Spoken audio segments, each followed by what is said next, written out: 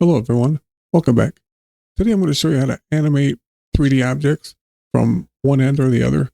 By default, they animate from the center out. I have this basic 3D comp set up just for the sake of the tutorial. Keep it short as possible.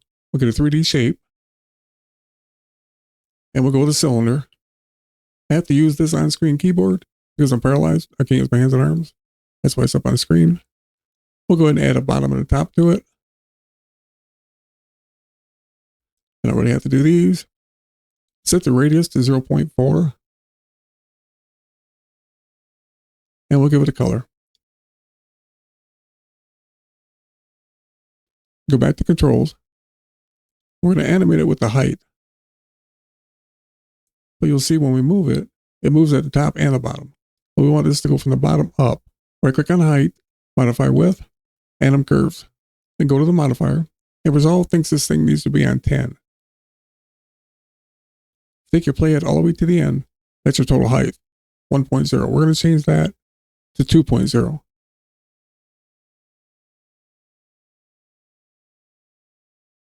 But we still want to animate it from the bottom up. Go back to Tools, Transform.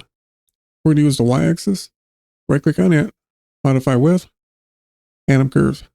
And if you scrub your playhead, you'll see what you have going on. And go back to the modifier. Make sure you're on the Y offset. You want to change the scale to exactly half of the length, which is 2. So we'll make the scale 1.0. Now if you take your playhead, go all the way to the beginning, frame 0, and go back to the height, and take the offset. That'll be your minimum height.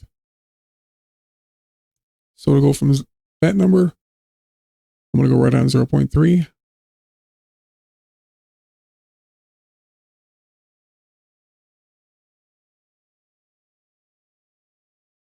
Okay, we're going to change some numbers just to show you that it doesn't always come out on 2 and 1.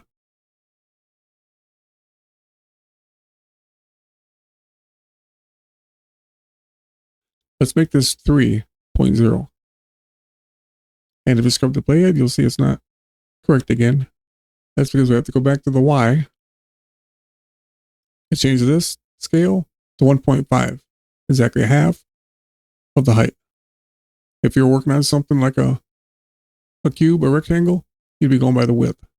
There you go. Now, if you want it to go up and down, you're going to select mirror, but you have to do that in both of them. See why? Now, if you're going to make a macro and you want to change this, there's 2 ways you can do this.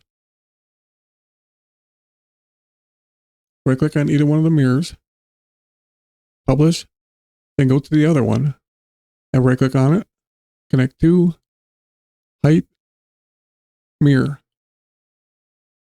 Now, if you change this in either one, it'll change it in the other one as well.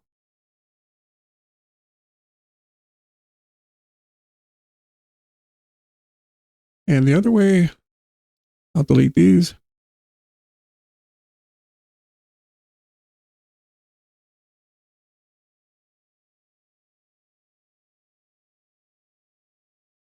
Pin the top one, open the bottom one, and pin it. You have to pay attention which one you're going to because you're going to only be able to operate it on that one.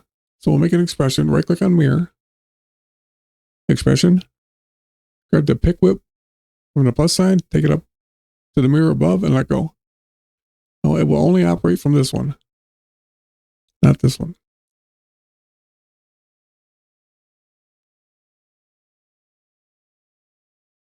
And you can name these up here too. When you get ready to make the macro, they're very hard to decipher which one's which in the macro.